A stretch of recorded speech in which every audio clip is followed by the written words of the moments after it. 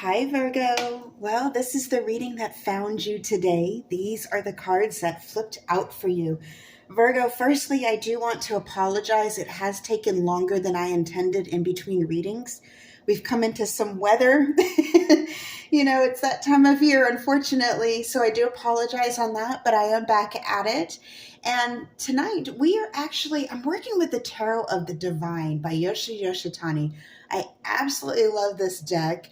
Each card is represented by a different fairy tale, folklore, ancient mythology from a different culture.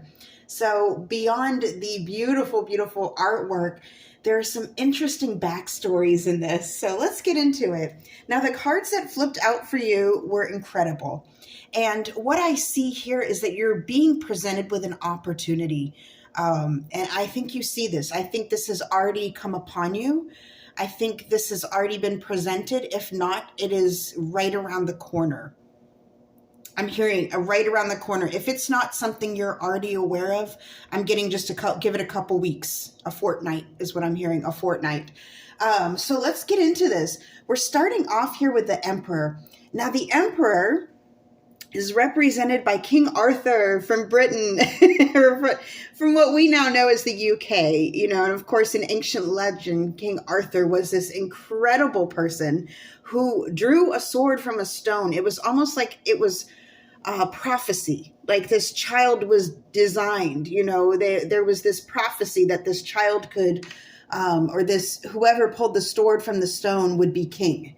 And this child came and did it. It was Arthur.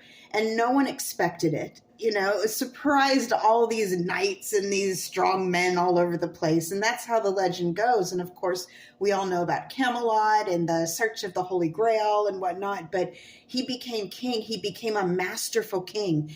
Camelot was known, even though it's legend, and some may even dispute that. Some even, there are talks that it could have actually existed. Who knows?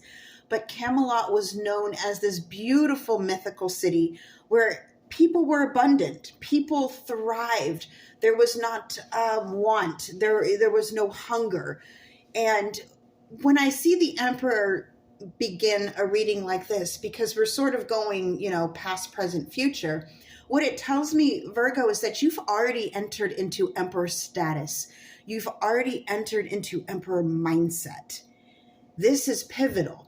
When you enter into this mindset, and it's almost like you know to manifest, that, okay, what I speak into existence. What I think about, I think into existence. So you know your own power, you know your own strength, you know your capabilities at this time. I do feel like in the past, you've had some difficulties, but you've learned how to thrive from them or to use them as stepping stones and lessons. And this has really put you on I'm getting a very strong energy, a strong mental capability with you, Virgo. I'm also getting in relationships and in dealing with other humans. You're you have a very strong personality, a very understanding personality. You are not scary to people. You're strong, but you're not scary. It's like they understand your power, but they feel comfortable in it, if that makes any sense. Now, next up here, we have the Ace of Coins. And the Ace of Coins is represented by Jack and the Beanstalk. Again, from what we know is, at one point England is UK now, whatever you want to call it. The Ace of Coins. You think of Jack and the Beanstalk, the story where he had this little tiny bean and it grew this giant stalk that he could climb into the sky. And with the Emperor followed by the Ace of Coins, I think you were well aware that you were onto something right now.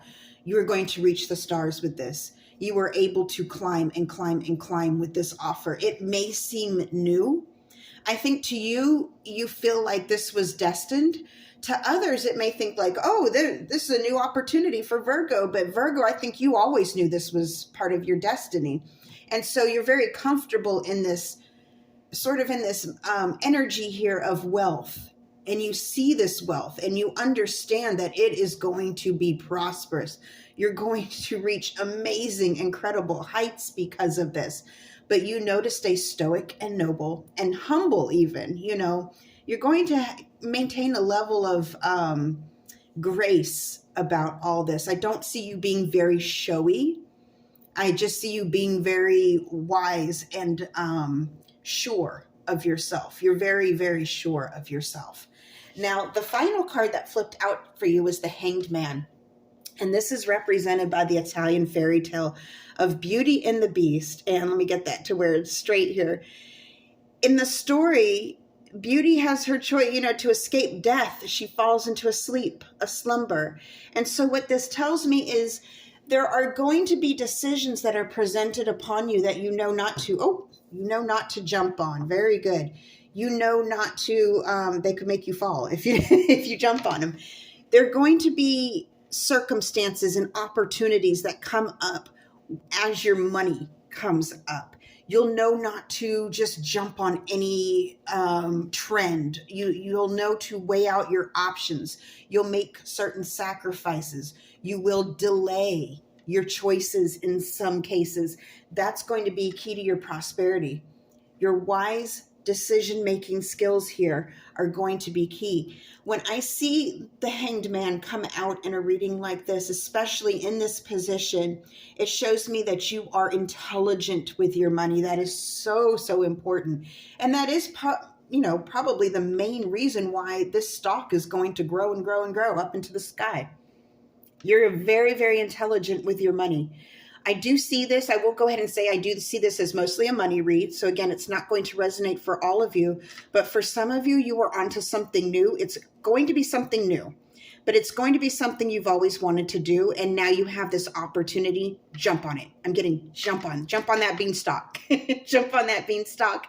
But at the same time, use your wisdom in making decisions. I think you will. All right, my loves. I hope this helped. Until next time, over and out.